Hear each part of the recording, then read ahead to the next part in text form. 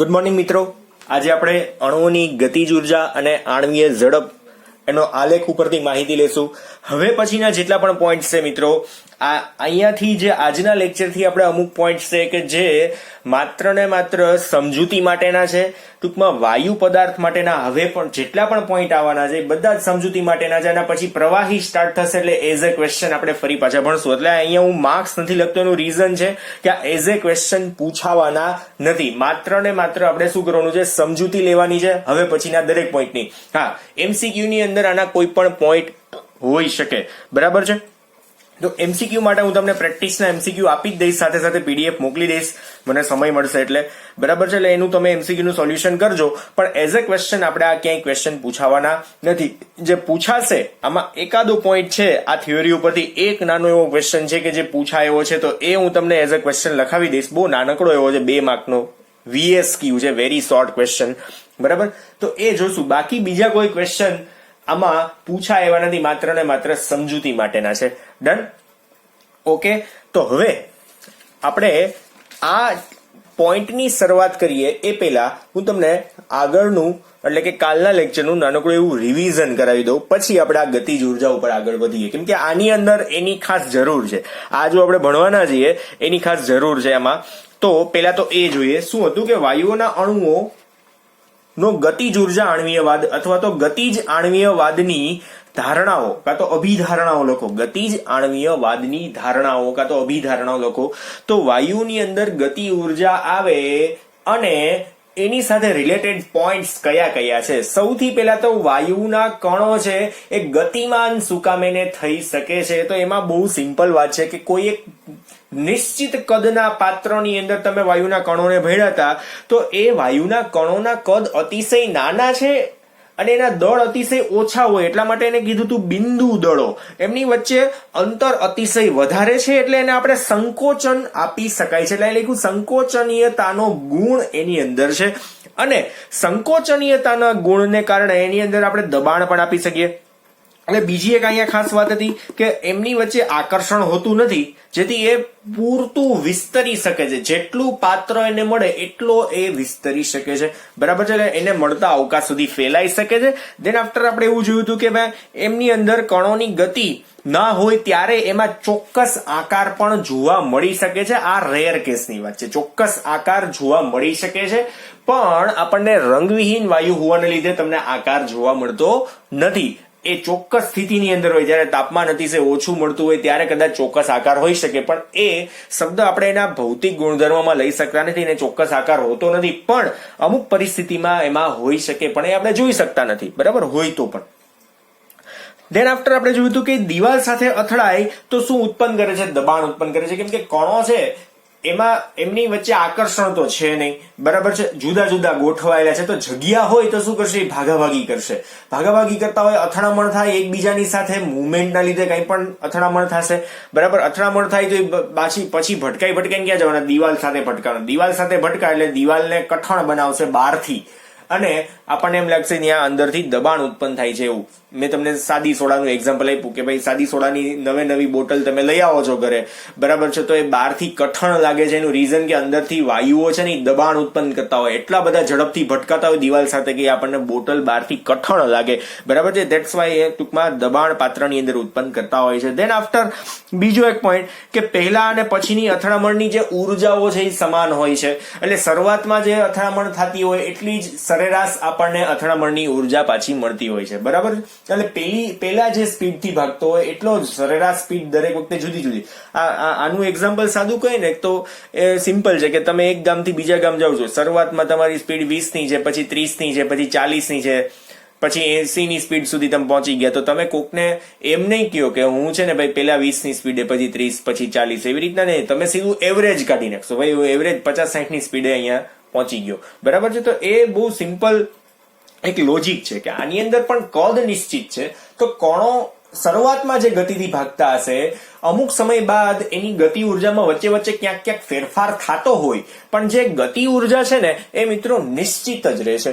All over જે એની સરેરાશ છે ને એ સરખી જ રહે છે. દરેકની સરેરાશ કેવી થઈ જશે, સરખી ઉર્જા. જે શરૂઆતની હતી એવી જ અંતિમ છેલ્લે આપણે આખી સરેરાશ ઉર્જા મળશે, બરાબર છે. કેમ કે જગ્યા નિશ્ચિત હોય છે એમાં. હવે કોઈ એક સમયે જુદા જુદા કણો જુદી જુદી ઝડપ ધરાવે છે, તેને લીધે ગતિ ઉર્જા પણ બધાની કેવી થઈ જાય, જુદી જુદી થઈ જાય. પણ કોઈ એક નિશ્ચિત તાપમાને કેવી હશે, ગતિ ઉર્જા અચળ જ હશે. નિશ્ચિત તાપમાને ગતિ ઉર્જા કેવી હોય, બધાની કણોની અચળ રહે. તાપમાનમાં ફેરફાર આવે તો ગતિ ઉર્જાની અંદર ફેરફાર આવી શકે, જે આજે આપણે ભણવાના છીએ તાપમાન સાથેના ફેરફાર. અહીંયા તો અચળ તાપમાને કણોની ગતિ વિશેની વાત કરી હતી, બરાબર છે. હવે આજનો જે લેક્ચર છે ને એની અંદર આપણે તાપમાન સાથે ગતિ ઉર્જામાં જે ફેરફાર થાય છે એના વિશેની વાત કરશું. એની અંદર ગતિ ઉર્જામાં ફેરફાર થાય તો અથડામણની આવૃત્તિમાં પણ વધારો થાય. ઇટ મીન્સ અથડામણ સૌથી વધારે થવા માંડશે. તો એમાં પણ આપણે વાત કરીશું હમણાં. પણ એ પહેલા હજુ એક 7મો પોઈન્ટ જોઈ લઈએ. સરેરાશ ગતિવાદ મુજબ વાયુના અણુઓની સરેરાશ ગતિ ઉર્જા અને નિરપેક્ષ તાપમાન એકબીજાના શું હોય, સમપ્રમાણમાં હોય છે. જેમ તાપમાન વધે, ગરમી વધે, એમ કણોની ગતિ ઉર્જા વધે. ગતિ ઉર્જા વધે એમ શું થશે, કણોની અંદર દબાણમાં વધારો થાય. સમજાય છે એક્ઝેક્ટલી તમને? અહીંયા પોઈન્ટ જ લખ્યા છે, ગરમ કરતા ગતિ ઉર્જામાં વધારો થાય અને શું થઈ જાય, છેલ્લે દબાણમાં પણ વધારો થઈ શકે. બરાબર છે, એક્ઝેક્ટલી સમજાઈ ગયો અહીંયા. તો હવે આજનો જે પોઈન્ટ છે એ જુદા જુદા તાપમાને ગતિ ઉર્જાની અંદર શું ફેરફાર થાય છે એના વિશેની વાત આપણે કરવાની છે, બરાબર છે. જુદા જુદા તાપમાને આપણે 2 તાપમાન લેવાના છે. પોઈન્ટ જોઈએ આપણે સીધો. અણુઓની ગતિ ઉર્જા અને આણ્વીય ઝડપ, 2 વિશેનો આલેખ. તો ગતિ ઉર્જા અને આણ્વીય ઝડપ, જો આમાં ખાસ મેટર કોણ કરવાનું છે, તાપમાન છે. સમજવાનું શું છે આની અંદર, તો ખાસ જો એક અહીંયા આ એક પોઈન્ટ એવો છે આલેખમાં, શું છે કે આ શરૂઆતનો પોઈન્ટ છે, મીન પોઈન્ટ છે. આ શરૂઆતના પોઈન્ટમાં આપણે એમ કહેશું કે વાયુના કણો બહુ ચોક્કસ રીતે ગોઠવાયેલા છે, શાંતિથી બેઠા છે. હવે તમે તાપમાન T1 આપશો, T1 તાપમાન આપશો ત્યારે શું થશે, તો T1 તાપમાને અણુઓની સંખ્યા જે છે એની સાપેક્ષમાં આણ્વીય ઝડપમાં અને અથડામણની અંદર શું થશે, ધીમે ધીમે આમાં શું થશે, વધારો થશે. અને આ એક એવો પોઈન્ટ છે કે જ્યાં મેક્સિમમ અથડામણ પામતા અણુઓ ત્યાં જોવા મળી શકે, બરાબર છે. સૌથી વધારે ટૂંકમાં અથડામણ પામતા મહત્તમ સંભવ્ય ઝડપ, અહીંયા આપણે શું કહેશું, સૌથી વધુ સંભવ્ય ઝડપ ટૂંકમાં, એટલે કે અહીંયા લખ્યું છે મેક્સિમમ પ્રોબેબિલિટી, સૌથી વધુ સંભવ્ય ઝડપ, એને શું કહેવાય, મેક્સિમમ પ્રોબેબિલિટી, બરાબર છે. ઝડપ માટે U આપેલું છે અને M અને P છે, મેક્સિમમ પ્રોબેબિલિટી એટલે મહત્તમ સંભવ્યતા, બરાબર. ઝડપ માટે U, બરાબર. તો તમને લોકોને ગતિ ઉર્જા માટેની સંજ્ઞા આપેલી છે U, બરાબર. હવે T1 તાપમાને કઈક એવું છે, અહીંયા શું છે, અથડામણ પામતા અણુઓની સંખ્યા ઓછી છે, બરાબર છે, ગતિ ઉર્જા ઓછી છે. જેમ જેમ ઉપર જશે એમ અથડામણ પામતા અણુઓની સંખ્યા વધશે, પછી અમુક સમય બાદ ફરી પાછું શું થાય, એની સંખ્યામાં ઘટાડો. એટલે અહીંયા અને અહીંયા શું છે, અથડામણ પામતા અણુઓની સંખ્યા સાવ ઓછી છે. આ બંને બાજુ નીચેના ભાગમાં એક એવો પોઈન્ટ આવશે કે જ્યાં મહત્તમ સંભવ્યતા ટૂંકમાં અથડામણ હશે, મેક્સિમમ અથડામણ હશે, ગતિ ઉર્જા સૌથી વધારે મેક્સિમમ લેવલ ઉપર, બરાબર. હવે તાપમાન જો મિત્રો વધારવામાં આવે, આ પોઈન્ટ શેના માટેનો છે, જેમ તાપમાન વધારવામાં આવે એટલે કે T1 કરતા T2 નું તાપમાન કેવું છે, અહીંયા વધારે છે. જો તાપમાન વધતા અથડામણ પામતા અણુઓનો અંશ કેવો થશે, વધતો જશે. આ ભાગ જો પોળો છે ને એનો મિનિંગ શું છે કે વધારે ને વધારે અણુઓ અથડામણ પામશે. અહીંયા શું, તો આ પીક છે ને ખૂણાવાળી છે. જો આમ ઉભો કોક માણસ રહે ને તો રહી ન શકે, આવો પર્વત હોય ને આવો પર્વત હોય તો બેમાં ફેર પડે ને, બરાબર. આ સિમ્પલ વાત છે કે અહીંયા પીક છે ને પોઈન્ટ વાળી છે. પીક એટલે કે આ જે ટોચ બતાવેલી છે પર્વતની, તો એ ટોચ જે છે એ કેવી છે, અણીવાળી છે. ઇટ મીન્સ કે ત્યાં ઓછા એવા અણુ હશે કે જેમાં મહત્તમ સંભવ્ય ઝડપ હશે, ભાગાભાગી બહુ જ ટૂંકમાં વધારે હોય એવા અણુઓની સંખ્યા કેટલી હોય, ઓછી હોય. અહીંયા શું છે, આ ભાગ થોડોક પોળો છે, તો મહત્તમ સંભવ્ય ઝડપવાળા અણુઓ એટલે કે સૌથી વધારે ઝડપથી ભાગાભાગી કરતા અણુઓની સંખ્યા અહીંયા વધારે છે, બરાબર છે. આની સાપેક્ષમાં અહીંયા વધારે છે અને આની સાપેક્ષમાં પણ અહીંયા વધારે. શું કામ? એને કેમ કે તાપમાન જેમ વધે એમ વધારે ને વધારે અણુઓ શું કરશે, ગતિ ઉર્જા પ્રાપ્ત કરશે અને શું કરશે, મહત્તમ ઝડપ પ્રાપ્ત કરશે, બરાબર છે. એટલે મેક્સિમમ પ્રોબેબિલિટી, બરાબર છે, UMP, મેક્સિમમ પ્રોબેબિલિટી, મહત્તમ સંભવ્ય ઝડપ, બરાબર છે. અને આપણે લખી જ નાખીએ, સૌથી મહત્તમ સંભવ્ય અને ઝડપ, ઝડપ એટલે યુ, મહત્તમ એટલે એમ, મેક્સિમમ સંભવ્ય એટલે પ્રોબેબિલિટી પી. બરાબર છે. તો T1 તાપમાનનો વક્ર કંઈક છે, T2 તાપમાનનો વક્ર છે, તમને લોકોને એક્ઝેક્ટલી ખબર પડે છે. મેક્સવેલ અને બોલ્ટ્ઝમેન, ટૂંકમાં મેક્સવેલ અને બોલ્ટ્ઝમેન આ બે સાયન્ટિસ્ટો હતા, એ બે ટૂંકમાં આના વિશેની વાત આખી કરેલી છે. હવે તમે આ ટૂંકમાં પોઈન્ટ ખબર પડી ગયો તમને જે કહેવા માંગુ છું એ, કે શરૂઆતમાં વાયુઓની ગતિ ઉર્જા સાવ ઓછી છે, તેમની અંદર અથડામણ સાવ ઓછી છે. જેમ તાપમાન તમે આપશો એમ એમની અંદર અથડામણ વધતી જશે. બરાબર છે. ડિપેન્ડ અણુઓની સંખ્યા ઉપર હોય. અથડામણ વધતી જશે એટલે ઝડપ વધતી જશે. ભાગાભાગી અહીંયા શું હશે, મેક્સિમમ લેવલ ઉપર હશે. પછી ફરી પાછું શું થશે, ધીમે ધીમે ઘટતી જાય. બરાબર છે. હવે તાપમાન ઓછું હોય ને ત્યારે આ જે ભાગ છે ને એ ટૂંકો ભાગ છે, અને આ ભાગ જો તાપમાન વધારે હોય ને ત્યારે આ ભાગ થોડોક લાંબો છે. બરાબર. આ ભાગ અહીંયા કેવો છે, થોડોક લાંબો દેખાય છે, આ ભાગ આપણને ટૂંકો દેખાય છે. તો ઇટ મીન્સ કે તાપમાન જેમ વધે એમ ગતિ ઉર્જા વધારે ધરાવતા અણુઓની સંખ્યા કેવી હોય, વધારે હોય. ગતિ ઉર્જા વધારે ધરાવતા અણુઓની સંખ્યા અહીંયા કેવી છે, ઓછી છે. એટલે બહુ ઓછા એવા કણો છે કે જેની ગતિ ઉર્જા આમાં વધે, કેમ કે T1 તાપમાન છે, ઓછું તાપમાન છે. T2 તાપમાને શું હોય કે ઘણા બધા એવા કણો છે કે જેની ગતિ ઉર્જા મેક્સિમમ લેવલ ઉપર છે, ભાગાભાગી કરતા. એટલે અહીંયા ઊંચાઈ તમારે નથી જોવાની, ઊંચાઈ તો અણુની સંખ્યા માટેની છે, બીજું કાંઈ જ નથી. બરાબર છે. અહીંયા આપણે આ પીકની પહોળાઈ જોવાની છે ખાસ. એવું હોય તો તમે બાજુમાં દોરી શકો. તો અમે ઉપર નીચે એટલા માટે દોરી છે કે આમ થોડીક તમને દેખાય. ખરેખરમાં એવું નથી, બે બાજુમાં દોરી શકાય. બરાબર. આમ બે લેવલ સરખા હોય એવું દોરો તો પણ ચાલે, એમાં કઈ વાંધો નથી. પણ આપણે જે છે ને એ પહોળાઈ જોવાની છે કે આની અંદર એ ભાગ થોડોક મોટો છે, એટલે કે ભાગાભાગી કરતા કાં તો ઝડપ જેની વધારે છે એવા કણોની સંખ્યા અહીંયા વધારે છે, અહીંયા ઓછી છે. બરાબર. તાપમાન વધે તો ગતિ ઉર્જામાં વધારો થાય, એવું ટૂંકમાં આપણે અહીંયા સમજી શક્યા. હવે થિયરીની અંદર જોઈએ, આની પોઈન્ટ જોઈએ. વાયુના અણુઓ, ખાસ ધ્યાન આપજો, વાયુના અણુઓ સતત શું કરતા હોય છે, સતત ગતિમાં હોય છે. ભાગાભાગી તો કરતા જ હોય છે. જ્યારે તેઓ ઘૂમતા હોય ત્યારે એકબીજા સાથે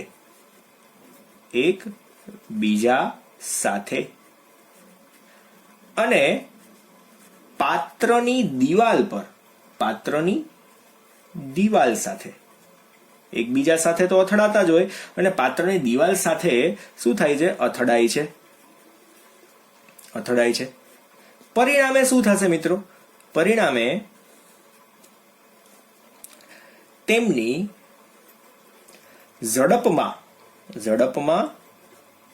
તફાવત જોવા મળે છે. સિમ્પલ છે કે એક તમે બોલ છે એને તમે જે સ્પીડથી ફેંકો છો એ સ્પીડથી પાછો રિફ્લેક્ટ થઈને આવી શકે દિવાલ પાસેથી, દિવાલમાં ભટકાડો છો તો એ સ્પીડથી પાછો રિફ્લેક્ટ થઈને નથી આવતો. બરાબર. પણ પછી સામેની સપાટી ઉપર જ્યારે ભટકાય ત્યારે વળી પાછું એનું બીજું રિફ્લેક્શન કંઈક જુદું જ હશે. ત્રીજું રિફ્લેક્શન કેવું હશે, જુદું જ હશે. એ તમને લોકોને ખ્યાલ જ છે. અથડામણ પામ્યા પછી ઝડપની અંદર કંઈક ને કંઈક ફેરફાર આવે, વધીએ જાય, ઘટીએ જાય. ડિપેન્ડ્સ ઓન સામે કેવી વસ્તુ છે, કેની સાથે ભટકાય છે એની ઉપર ડિપેન્ડ. બરાબર છે. એનો આકાર કેવો છે, સામે વસ્તુ જે છે એની અંદર ટૂંકમાં વેગ કેટલો છે. સિમ્પલ છે કે એક બોલર છે, બોલ ફેંકે છે, પણ સામે રાહુલ દ્રવિડ જેવો હોય કોઈ બેટ્સમેન, તો એ શું કરે, ખાલી પ્લેડ કરે છે, ખાલી એને સ્ટોપ કરે છે, તો સામે બોલની સ્પીડમાં ઘટાડો થઈ શકે. અને એની સામે ધોની જેવો હોય તો બેટને એવું બધું જબરજસ્ત રીતે ફેરવે કે જેટલી સ્પીડથી બોલ આવ્યો હોય ને એના કરતા ડબલ સ્પીડથી શું થાય, ફરી પાછો સ્ટેડિયમની બહાર જાય.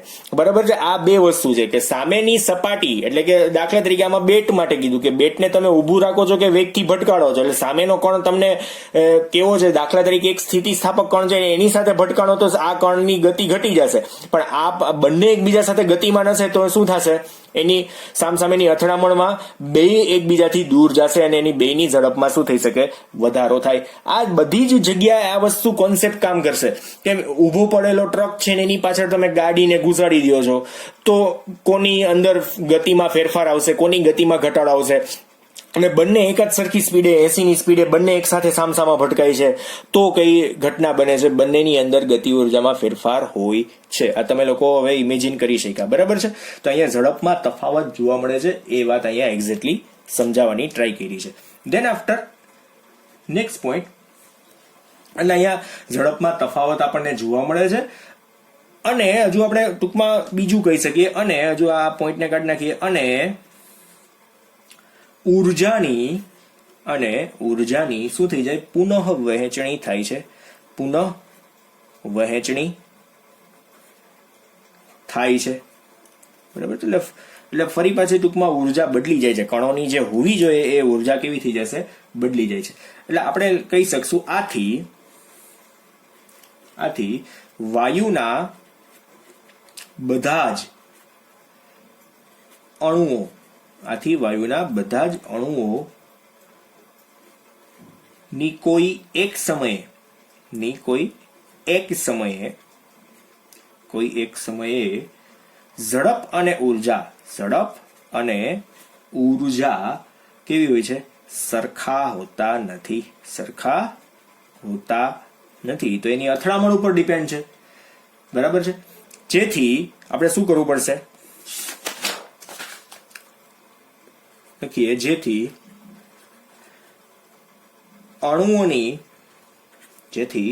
અણુઓની ઝડપનું સરેરાશ મૂલ્ય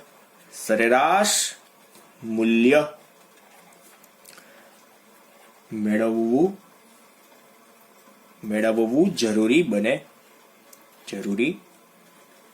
છે. હવે આપણે આમાં જ એઝ અ એક્ઝામ્પલ લખીએ. ધારો કે તમને દેખાય છે ને એક્ઝેક્ટલી, તો વાંધો નહીં, પોઈન્ટ લખીએ. ધારો કે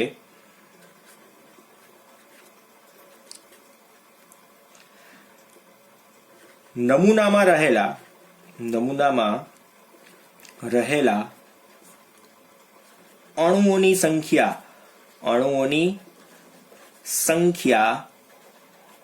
n છે, બરાબર. તેમની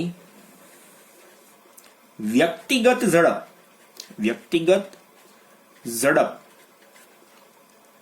અનુક્રમે આપણે શું કહેશું? એક કણ છે તેની u1, u2, u3 n સુધીના કણો છે, તો આપણે અહીંયા શું કહેશું?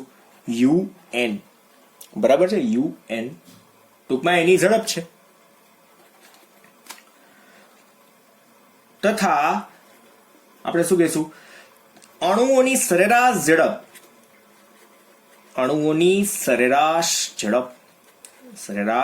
અહીંયા શબ્દ લીધો ને, સરેરાશ મૂલ્ય મેળવવું જરૂરી બને. તો સરેરાશ ઝડપ કેવી રીતના ગોતશું? સરેરાશ ઝડપ બરાબર આપણે શું કહેશું? uav છે. uav, મ્યુ નહીં, આપણે uav, હવે મારાથી મ્યુ લખાઈ ગયો છે, આપણે કરી નાખીએ ચેન્જ અહીંયા.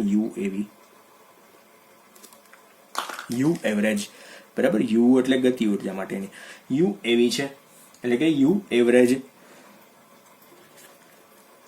તેથી આપણે શું લખી શકીએ? આવું લખી શકશું. તેથી શું લખશું? u એવરેજ ઇક્વલ ટુ શું થાય? સરેરાશ લેવાની, u1 વત્તા u2 વત્તા u3 વત્તા ... વત્તા un ડિવાઇડેડ બાય શું લખવાનું? n, એટલે કે કુલ કણોની સંખ્યા, છેદમાં કુલ કણોની સંખ્યા થાય ને, બરાબર છે.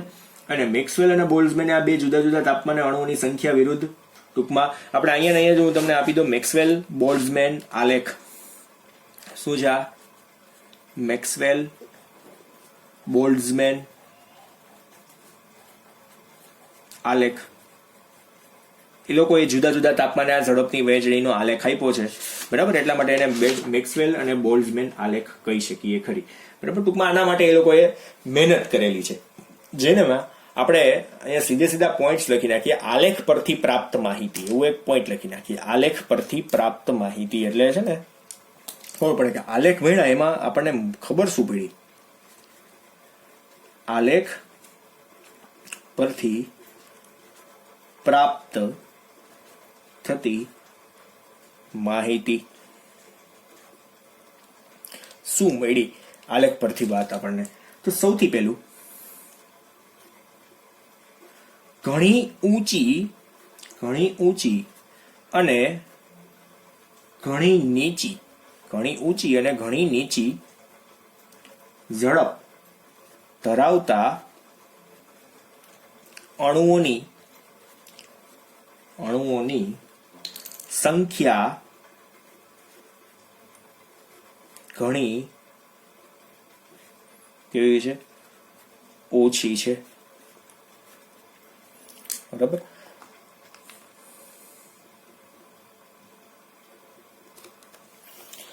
વધારે અને ઓછી ઝડપ ધરાવતા અણુઓની સંખ્યા કેવી છે? વધારે ઓછી હોય છે. ઇટ મીન્સ કે અહીંયા શું છે? અણુઓ સાવ એટલે સાવ ઓછી ઝડપ છે. અહીંયા શું છે? સૌથી વધારે ઝડપ છે. તો બંને જગ્યાએ કણોની જે ઝડપની સંખ્યા, ટૂંકમાં જે કણોની સંખ્યા છે વધારે ઝડપ ધરાવતા અને ઓછી ઝડપ ધરાવતા, એમની સંખ્યા કેવી છે? ઓછી છે. અહીંયા વચ્ચે વચ્ચે વધારે ને વધારે કણો ગોઠવાયેલા હોય કે અમુક કણોની સંખ્યા ઝડપ અહીંયા સુધીની હોય, અમુક અહીંયા સુધીની હોય, અમુક અહીંયા સુધીની હોય, પણ વધારેમાં વધારે ઝડપ ધરાવતા કણોની સંખ્યા સાવ ઓછી છે. ઓછામાં ઓછી ઝડપ ધરાવતા કણોની સંખ્યા પણ અહીંયા કેવી હોય? સાવ ઓછી હોય. આ બાજુ પણ કેવી છે? જો સાવ ઓછી સંખ્યા. બરાબર. પણ આ એક છે, તાપમાન વધે એમ શું થઈ શકે? આની અંદર ફેરફાર થઈ શકે ખરી. બરાબર. એટલે નેક્સ્ટ પોઈન્ટ જોઈએ, આમાં એ પણ વાત આવશે જ. જો અહીંયા શું લખ્યું છે? વક્રની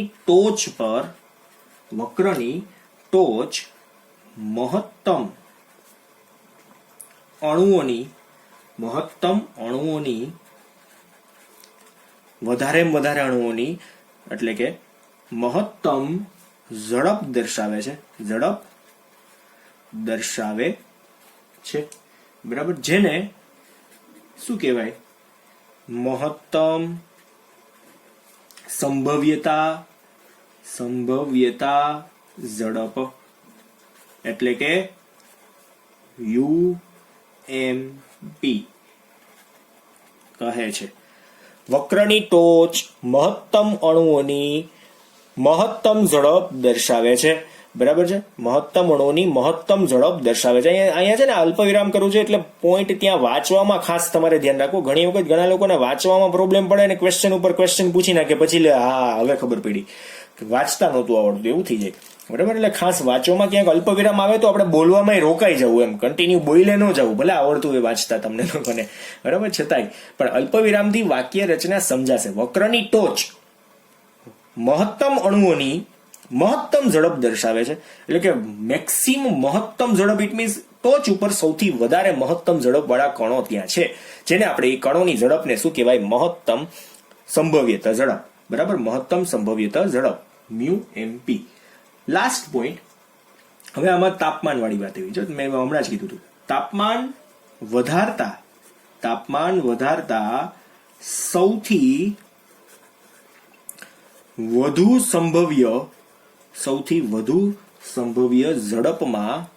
ઝડપમાં શું થાય છે? વધારો થાય છે. અને તેથી ઝડપ વહેંચણી વક્ર કેવો બનશે મિત્રો? અહીંયા ઊંચા તાપમાને કેવો બની જશે? વધુ પહોળો થાય છે.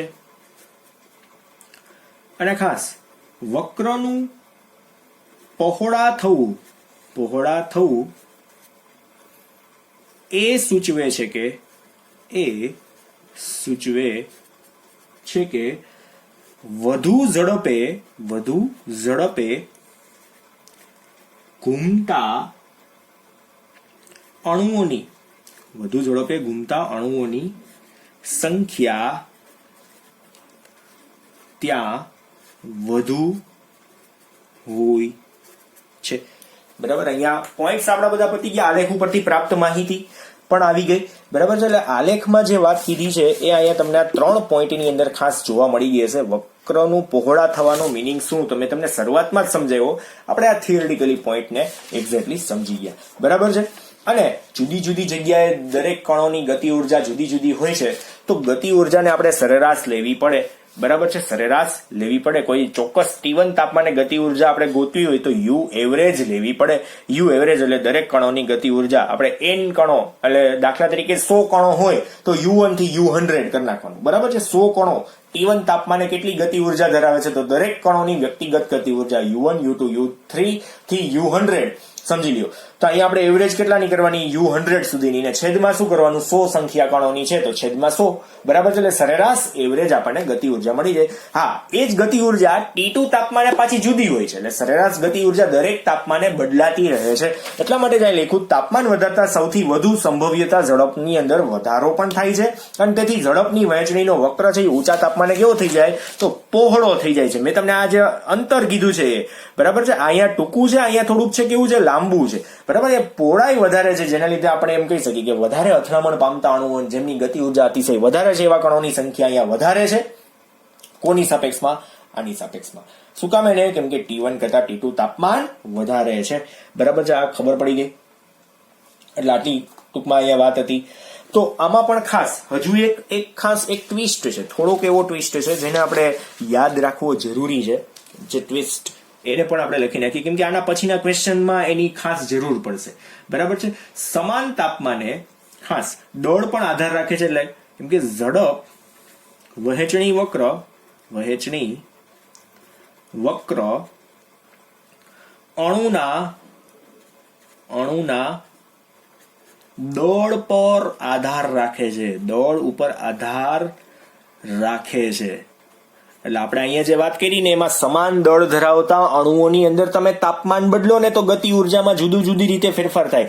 હવે તમે દળ બદલી નાખો તો એમાં પણ પાછો ફેરફાર થાય, બરાબર છે. તો હવે દળ સાથે પણ સંબંધ છે. તો અહીંયા શું વાત છે? તો સમાન તાપમાને દળ જુદા હોય તો સમાન તાપમાને વધારે દળ વાળા અણુઓને હલકા વાયુ કરતા ધીમી ઝડપ હોય છે. ટૂંકમાં જેનું દળ ઓછું એમાં ગતિ ઉર્જા અથવા તો ઝડપ ઓછી હોય, જેનું દળ વધારે હોય, અને જેનું દળ વધારે છે એની ગતિ ઉર્જા કેવી હોય? ઓછી. આ તો સિમ્પલ છે. 100 કિલોનો માણસ એને દોડવાનું કીધું હોય તો એ ધીમે દોડવાનો, કેમ કે એનું દળ વધારે છે. એની બદલે 40 કિલોનો માણસ હોય એને દોડવાનું કીધું હોય તો ફટાફટ ભાગ કરશે, બરાબર છે. એમાં કૂતરું દોડત હોય ન દોડીએ કે ભાઈ, બરાબર. જાડા હોય, અતિશય મેદસ્વીતા હોય તો એમાં તો લોચા જ પડવાના, એમાં પછી કડવા દેવું પડે. હાલ ભાઈ હવે કડી જાય, બીજું શું, કામ પતે, બરાબર ને, ઘર ભેગા થાય. એટલે બહુ સિમ્પલ વાત છે અહીંયા કે દળ વધે એમ પણ ગતિ ઉર્જાની અંદર ફેરફાર થઈ શકે ખરી. એટલે ખાલી તાપમાન મેટર કરતું નથી, દળ પણ મેટર કરશે. એક જ સરખા વાયુ માટે તાપમાન માત્ર મેટર કરશે, પણ જુદા વાયુ હોય તો એમાં દળ પણ સાથે ઝડપ માટે મેટર કરશે ખરી, બરાબર છે. દળ ઓછું હશે એની ઝડપ વધારે હશે, દળ વધારે હશે એની ઝડપ ઓછી હશે. બહુ સિમ્પલ વાત થઈ ગઈ. ડન, ખબર પડી ગઈ અહીંયા. તો હવે આના બેઝિસ ઉપર આપણે એક ક્વેશ્ચન છે, નાઇટ્રોજન અને ક્લોરીન માટે આણ્વીય ઝડપ વહેંચણી વક્ર સમજાવો, બરાબર છે. નાઇટ્રોજન માટેનો વાત છે. અહીંયા જોઈ લઈએ. N2 અને નવો ક્વેશ્ચન જે 2 માર્કની અંદર પૂછાઈ શકે એવો છે. N2 અને Cl2 માટે આણ્વીય, એના માટે શું છે? આણ્વીય ઝડપ વહેંચણી વક્ર સમજાવો.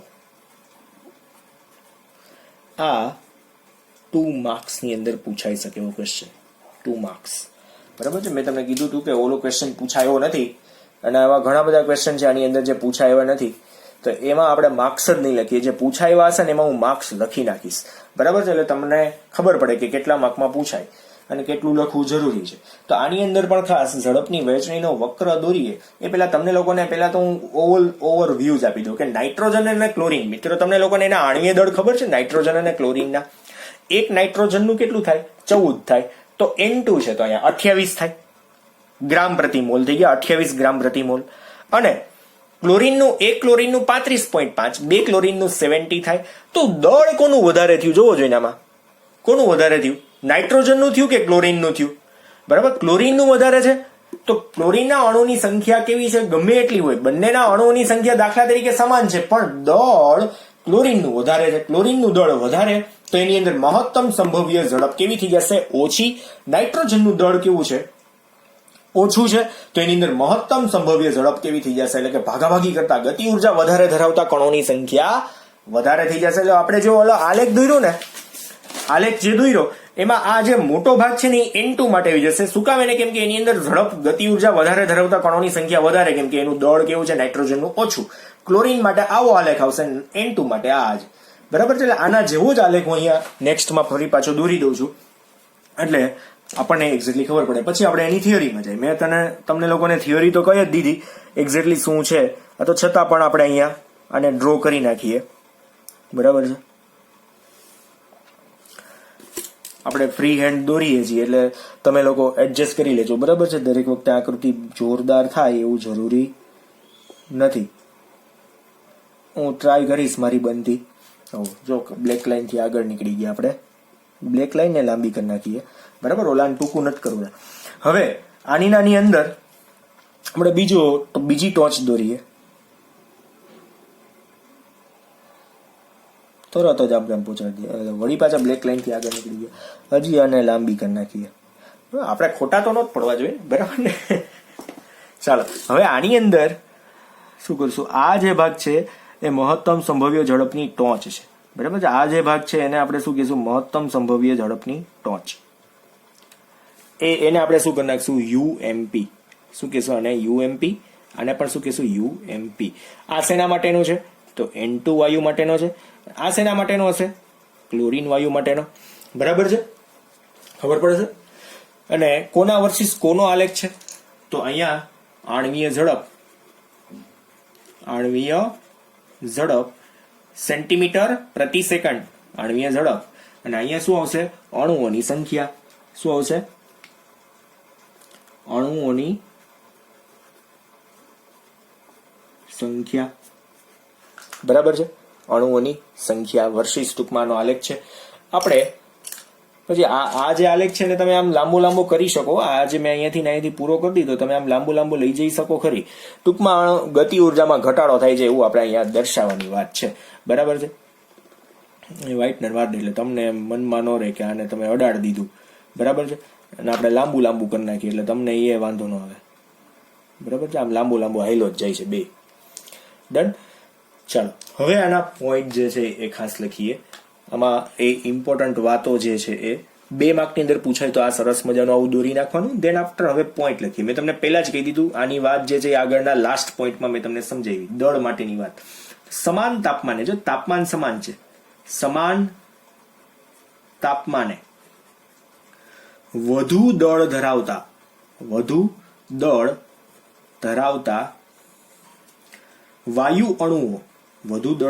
વાયુ અણુઓ કરતા ઓછું દળ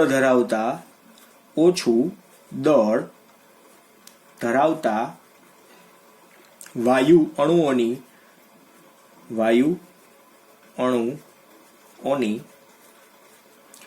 ઝડપ કેવી હોય છે? વધુ હોય છે. બરાબર છે. આની ઝડપ કેવી હશે? વધારે, કેમ કે N2 નું દળ કેવું છે? ઓછું ક્લોરીનની સાપેક્ષમાં. હમણાં જ મેં તમને લોકોને કીધું આનું કેટલું થશે? 28. આનું કેટલું થશે? અરાઉન્ડ 70. બરાબર છે. તો દળ ઓછું, ગતિ ઉર્જા વધારે.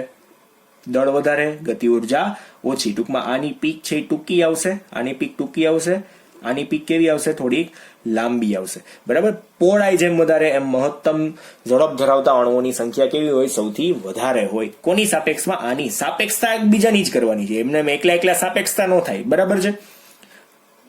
એમને એકલા તો ન થાય ને. કોકની સાપેક્ષતા કોકની સામે જ, ટૂંકમાં કોકની સરખામણીમાં જ થતી હોય. એમને સાપેક્ષતા એકલા ન થાય એમ. બરાબર. દેન આફ્ટર ફોર એક્ઝામ્પલ જોઈએ આપણે. ફોર એક્ઝામ્પલ ધ્યાન આપજો. સમાન તાપમાને હલકા N2 અણુઓ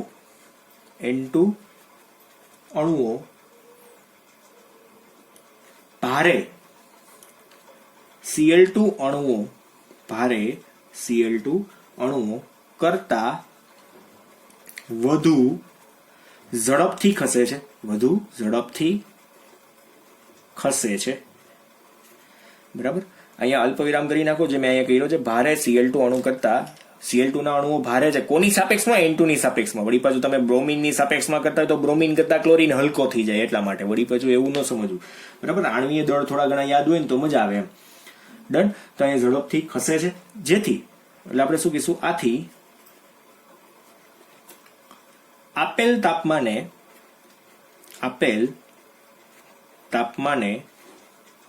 N2 અણુ ઓને Cl2 ના અણુ કરતા Cl2 ના અણુઓ કરતા શું હશે? હમણાં ડોટ જવા દઈએ, કેમ કે પાછળના પેજ ઉપર લખશું આપણે.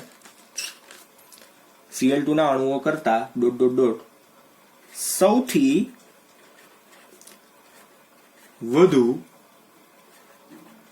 સંભવ્ય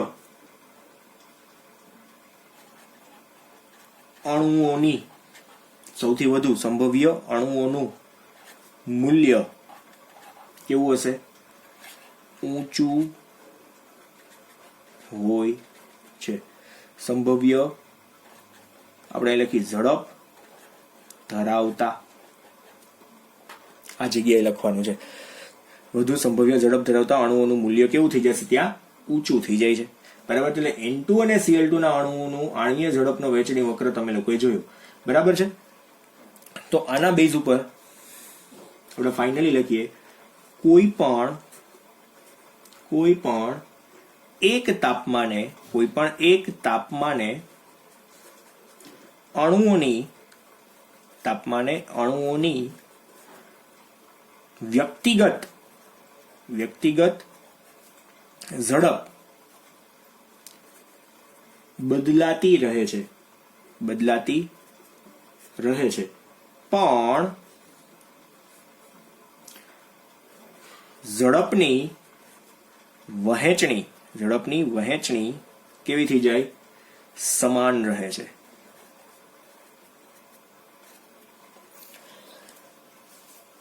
અહીંયા ફાઇનલાઇઝલી આ થિયરી આખી આપણી પતી ગઈ. હવે સમાન રહે છે ઇટ મીન્સ કે એવરેજ થઈ જાય. આપણે એવરેજ લેવાની છે. કોઈ પણ એક તાપમાને અણુની વ્યક્તિગત ઝડપ કેવી હોય? દરેક ઝડપ બદલાતી રહે, પણ આપણે છેલ્લે ઝડપની વહેંચણી કેવી થઈ જાય? સમાન થઈ જાય. ઇટ મીન્સ આપણે એની સરેરાશ જ લઈએ છીએ. દરેક વખતે જુદી નથી લેતા. કોઈ એક તાપમાને આપણે એવરેજ જ લેવાની હોય અણુઓની ગતિ ઉર્જા માટેની. જે મેં તમને સૂત્ર આપ્યું, UAV = U1 U2 U3 to UN / n. બરાબર છે. એટલે ટૂંકમાં ફાઇનલી અહીં કીધું કે પણ ઝડપની વહેંચણી કેવી રહે છે? છેલ્લે સમાન જ રહે છે. બરાબર. તો હવે આના પછીનો જે પોઈન્ટ છે, વાયુના અણુઓની ઝડપના પ્રકારો. તો ઝડપના પ્રકારો વિશેની જે વાત છે, એમાં જુદી 3 ઝડપો છે જે આપણે જોવાની છે. એમાં સરેરાશ ઝડપ તો આપણે જોઈ જ ગયા, મહત્તમ સંભવ્ય ઝડપ પણ આપણે જોઈ ગયા. હવે મૂળ સરેરાશ વર્ગ ઝડપ જે છે URPM કાં તો RMP, બરાબર છે, એ આપણે જોવાની બાકી છે. સોરી, RMS, બરાબર છે, રૂટ મીન સ્ક્વેર, એ ભણવાની બાકી છે. તો એના વિશે આપણે વાત બહુ સિમ્પલ છે, એ પણ થિયરી. બરાબર, તમે ફિઝિક્સમાં થોડું ઘણું ભણી જ ગયા છો. એ જ વાત પાછી રિપીટ કરવાના છીએ. પણ આજના લેક્ચર માટે આ બેઝ થિયરી, કેમ કે આ બંને રિલેટેડ હતી, એકબીજા સાથે રિલેટેડ થિયરીઓ છે, ખાસ યાદ રાખવાની છે. બરાબર છે. મેં તમને બધા જ કોન્સેપ્ટ લગભગ ઓલ ઓવર જેટલા પણ આવે છે બધી જ વાત કરી હતી. ગતિ ઉર્જા વિરુદ્ધ આણ્વીય ઝડપ વિશેની વાત, જેમાં આ સૂત્ર તમારે જોવાનું હતું. આલેખ ઉપરથી પ્રાપ્ત માહિતીના ટોટલ 4 મુદ્દાઓ હતા. બરાબર છે. અને નંબર પાડવા હોય તો નંબરે પાડી દઈએ આપણે. અને 1 નંબર કહેશું, અને 2 નંબર, અને 3 નંબર, અને અહીંયા કહેશું 4 નંબર. બરાબર છે. આ 4 પોઈન્ટ્સ હતા. પછી N2 અને Cl2 માટેનો ક્વેશ્ચન 2 માર્કની અંદર પૂછાય તો અહીંયા સુધીનો લખવાનો રહેશે. ડન. તો આજે મિત્રો આપણે અહીંયા સુધી રાખીએ.